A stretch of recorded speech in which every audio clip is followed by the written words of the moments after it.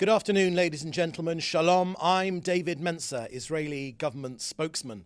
Today is Monday, the 3rd of June, day 241 of the October 7th war, when the Hamas army of terror invaded our border.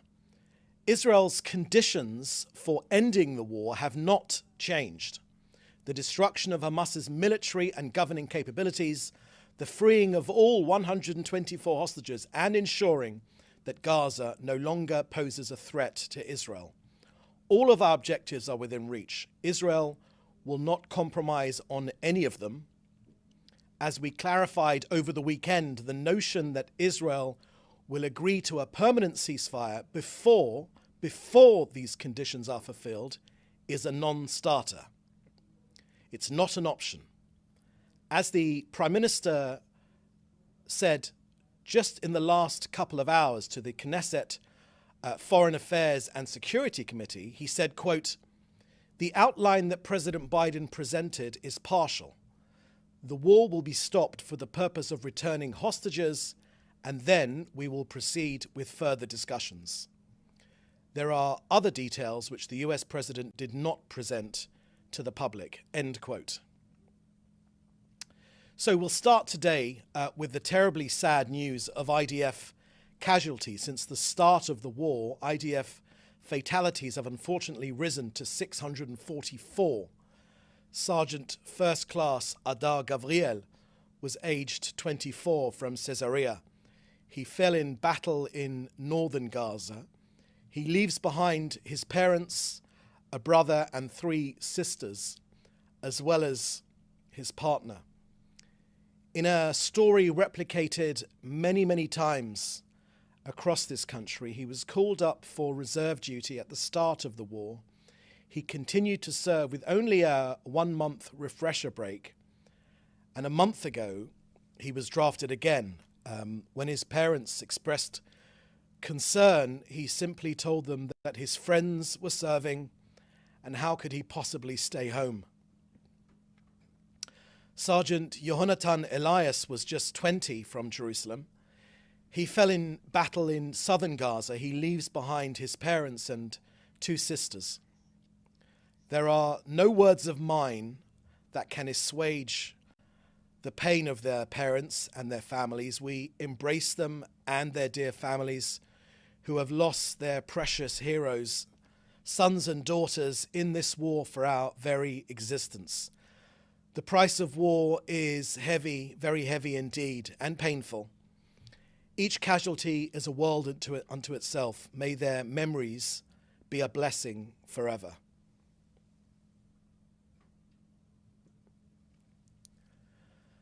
On the hostages, the government and the people of Israel are united in our desire to return the hostages as soon as possible.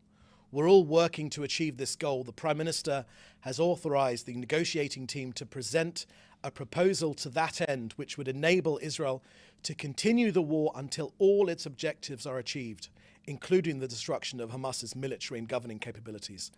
The actual proposal put forward by Israel includes the conditional transition from one phase to the next and allows Israel to uphold these principles.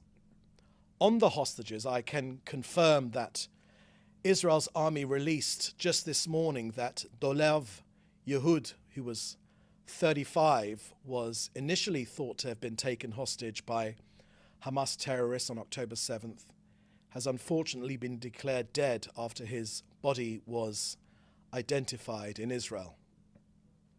May his memory be a blessing.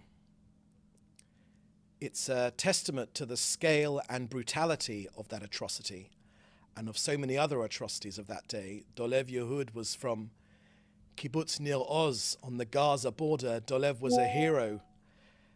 He was a volunteer medic with Magen David Adom and United Hatzalah, Israel's ambulance services. On the morning of October 7th, he left his house to save lives on the kibbutz amid the Hamas onslaught before being killed.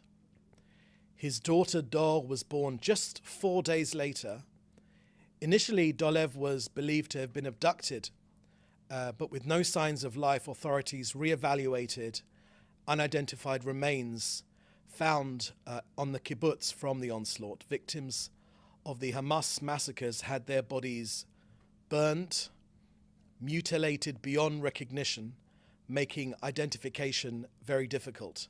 But new scientific identification tests, paired with information on where the remains were found, confirmed that the previously unidentified body belonging to Yehud, his sister Arbel, was also kidnapped and is still being held in Gaza, along with her boyfriend Ariel Cunio. Cunio's brother David, his wife Sharon, and their 3-year-old twins, along with Sharon's sister Danielle, and her 5-year-old were also kidnapped. A total of 124 hostages remain in Hamas captivity for 8 months now. Time has already run out for 39 of them. Their ongoing plight is the #1 humanitarian issue throughout this war.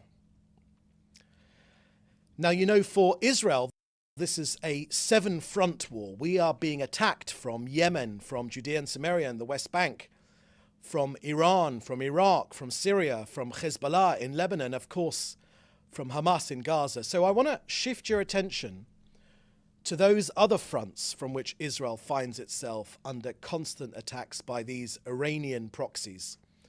Earlier today, the IDF successfully intercepted a surface-to-surface missile that was fired from the direction of the Red Sea towards Israel. In the north, sirens have been going off almost every hour, warning of Hezbollah rockets and mortars, suicide drones from Lebanon's territory.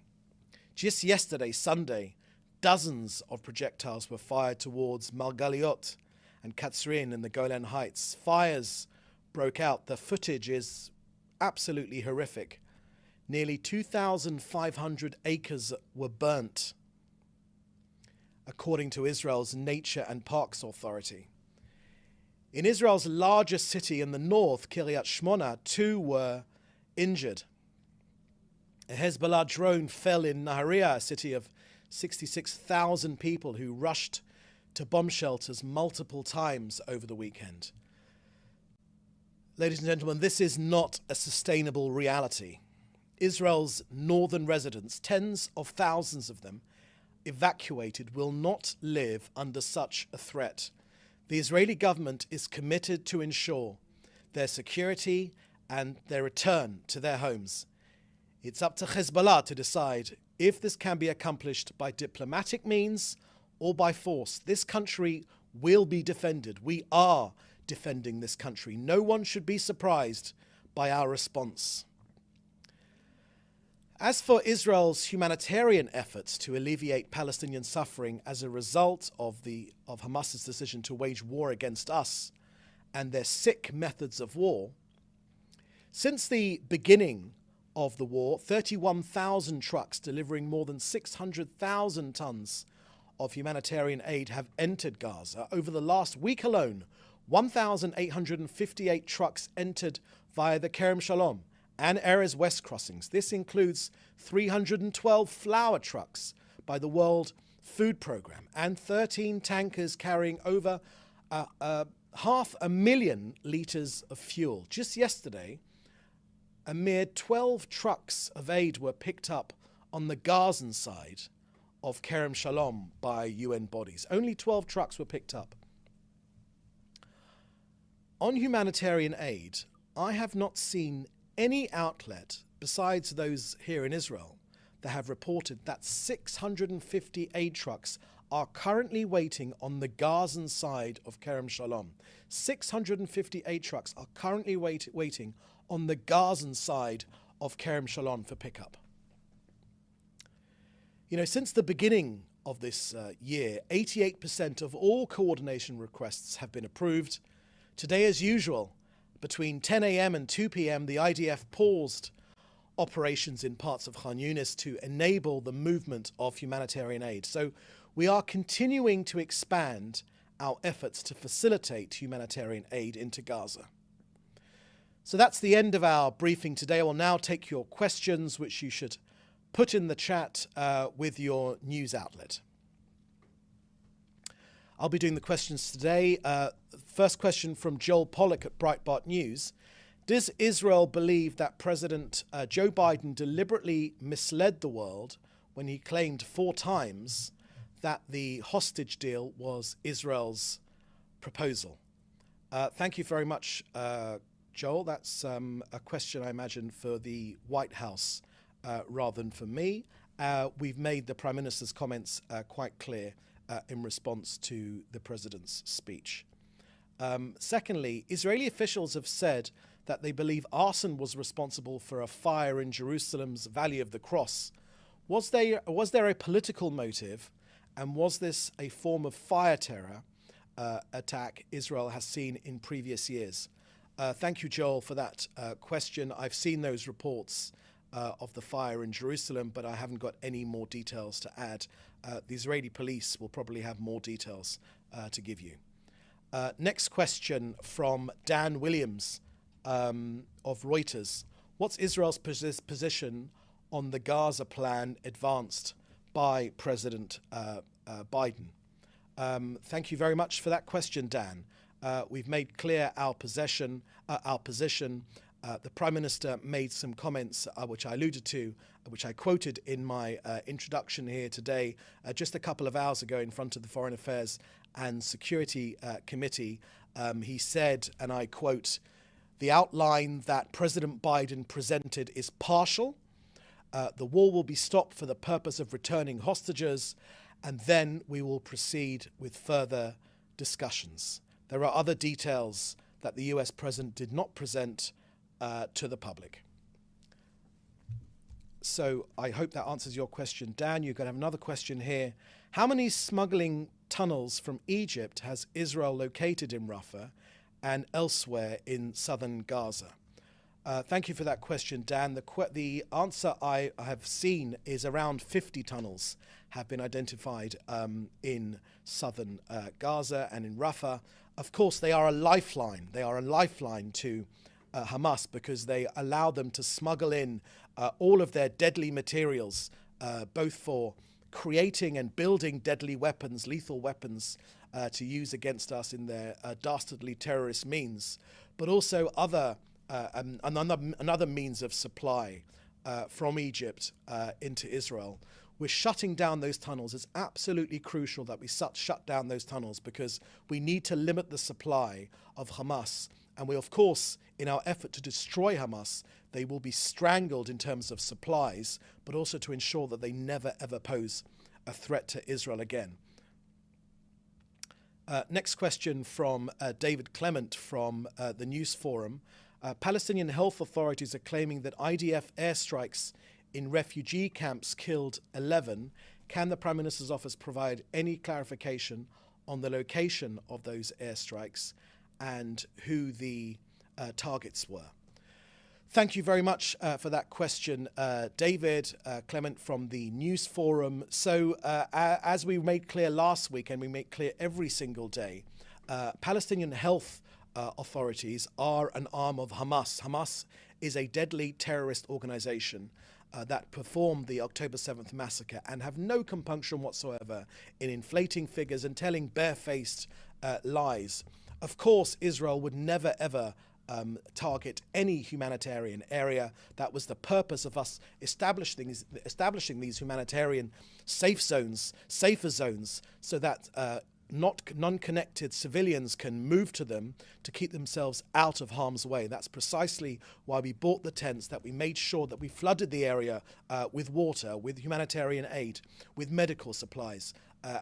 That's why we let civilians know through leaflets, millions of them, through text messages, through phone calls, in Arabic, on the media, on the internet, to move away from the zones where allow us to get to the last 4 battalions of Hamas in Rafah.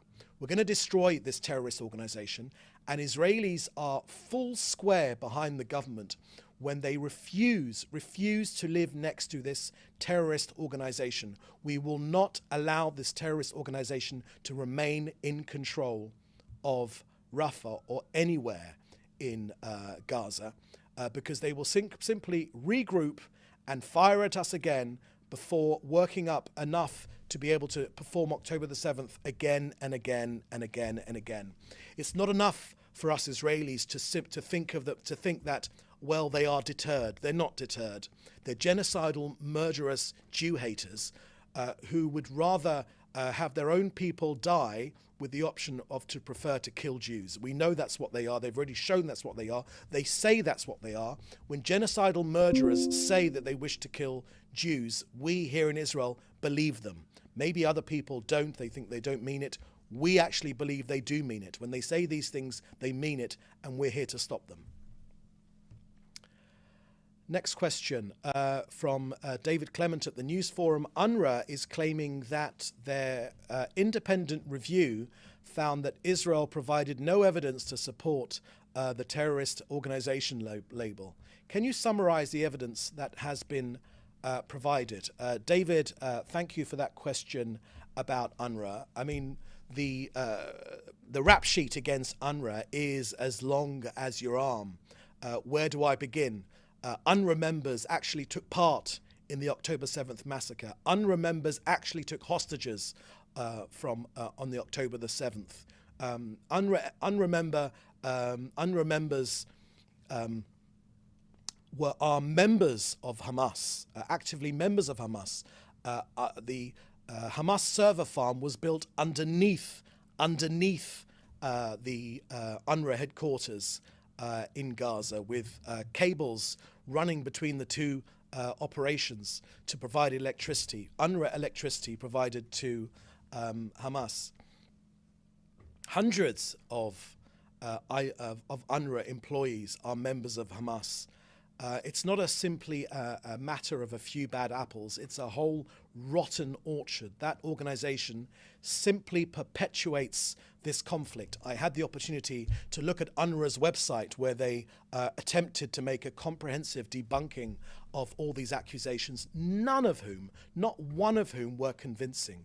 They say that Israel's never provided them with any evidence of any any evidence of their cooperation with UNRWA. It's just simply defies belief. Look, UNRWA is part of the problem. They perpetuate this conflict. They allow the myth of the Palestinians eventually displacing Israel in Haifa, in Jaffa, and other cities of this country. None of these things are going to happen. All of us want peace here. Israel will always, first and foremost, put out its hand in peace, but UNRWA is part of the problem. Now, Philip Lazzarini, of course, sits in Geneva, and I saw as well that he was meeting terrorist organizations in Beirut over the weekend. What an outrage. What an absolute outrage. So the evidence against UNRWA is comprehensive, it's undeniable, and this organization is not only inefficient, completely inefficient, a useless organization, it actually makes the situation a lot worse. Next question from Fred Ager from Interplanetary Television. The 61-year-old climate scientist and former Mexico City Mayor Claudia Sheinbaum is the first woman elected as president of Mexico in 200 years, and the first person of Jewish background in an overwhelmingly Catholic country to be elected. Any official wishes from the State of Israel to Mexico's president-elect Claudia Sheinbaum in a country devastated by cartel violence. Thank you very much for that question, Fred. We, of course, the people of Israel and the government of Israel, of course, express our congratulations on a successful election of the new president of Mexico, and we look forward to continuing the long history of Mexico and Israel good relations. We have seen, unfortunately, the terrible firebombing of the embassy, Israeli embassy in Mexico, a shocking development. I happen to have spoken to some Mexican Jews who are in Israel at the moment volunteering to support this country through some of the darkest days it's seen in the last 76 years, who were absolutely devastated by the racist violence and the attack on the Israeli embassy in Mexico. For a further comment, I'm sure the Foreign Ministry will give a more comprehensive response to that election. Next question from Hannah Julian at the Jewish Press. Firstly, was the deal described by President Biden a US-created deal or an Israeli proposal? Thank you very much, Hannah. I think I've dealt with that question quite a few times already, certainly right in the beginning of my comments, so please go ahead and play the tape. But we've made our position quite clear. Secondly, there was a meeting of the War Cabinet last night. What decisions were made, if any? Thank you for that question, Hannah. I haven't seen any output from that meeting in terms of messages to the public that we want to release. As soon as there is something ready to be released, we will share it with the public in the usual way. Number three, there were fires burning across northern Israel due to the ongoing and pretty much constant Hezbollah attacks. How is Israel intending to respond to the escalating attacks from Lebanon? Thank you very much for that question, Hannah. So yes, indeed, a very, very difficult weekend in the north of Israel. And in my comments today, I made clear about Israel's response. There's been a big increase in the number of attacks from Hezbollah and the other of Hezbollah's Iranian proxies. And I made clear the Israeli government response. If Hezbollah wish this to be a military encounter, a more face-to-face military encounter, then that will happen. If they wish for a diplomatic resolution to this issue, of course, United Nations Resolution 1701 calls for Hezbollah to be pushed right back behind the Litani River, something that's never been adhered to. Then if they want a military confrontation, then they will have it. If they want a diplomatic resolution, then they will have it too.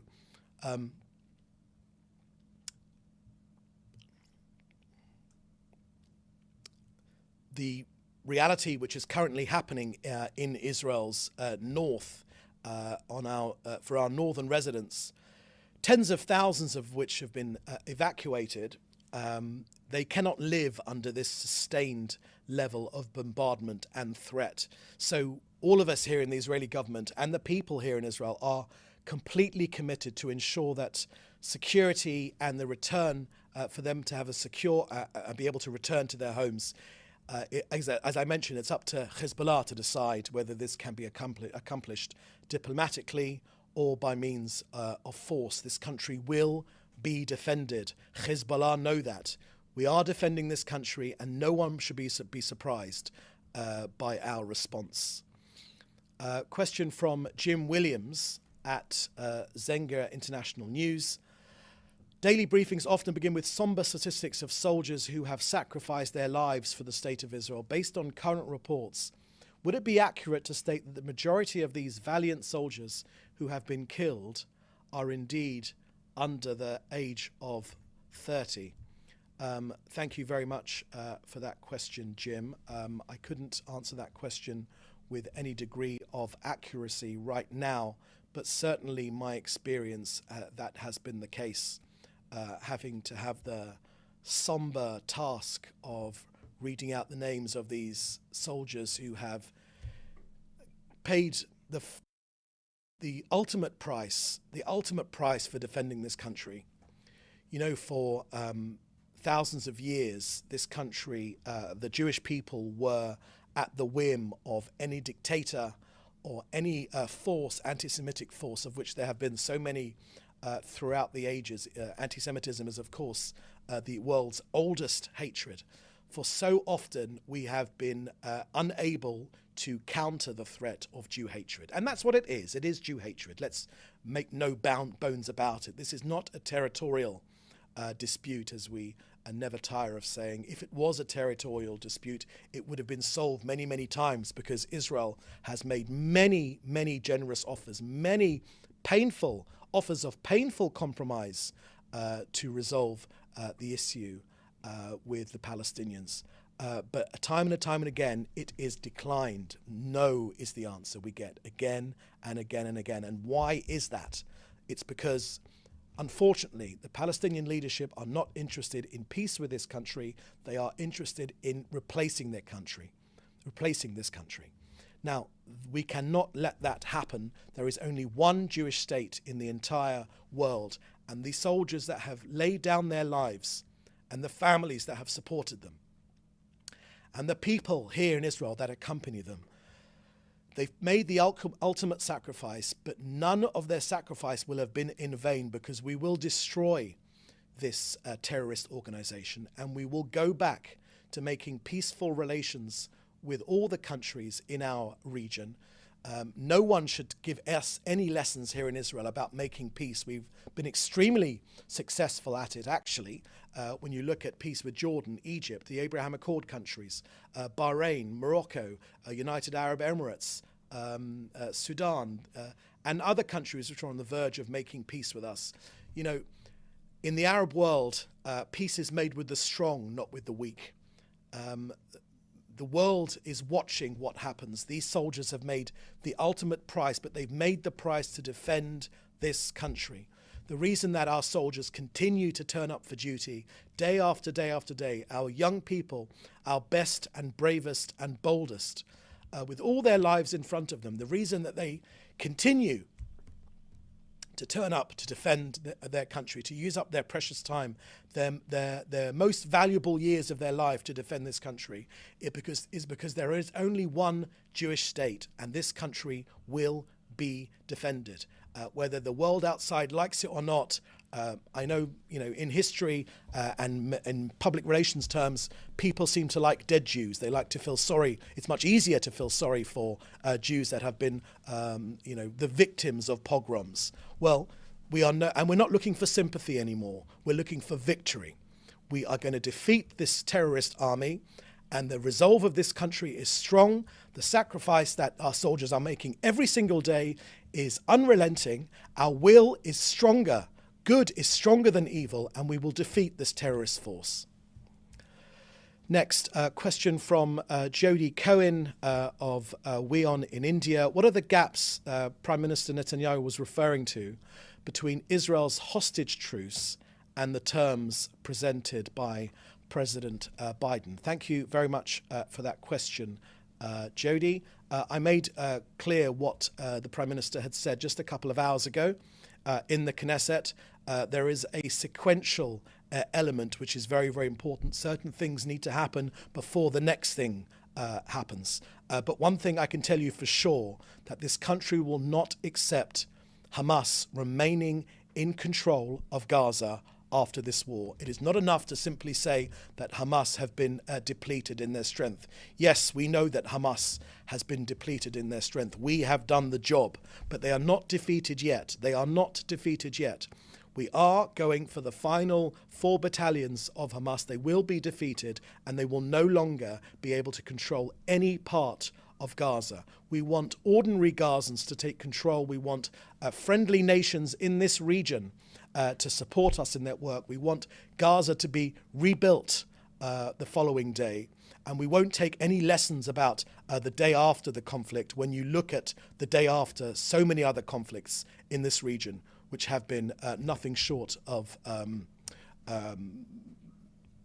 not good. So with that, I think that was the final question. And I'm going to say thank you for joining us. Please stay safe and join us for the next briefing. Thank you. Bye-bye.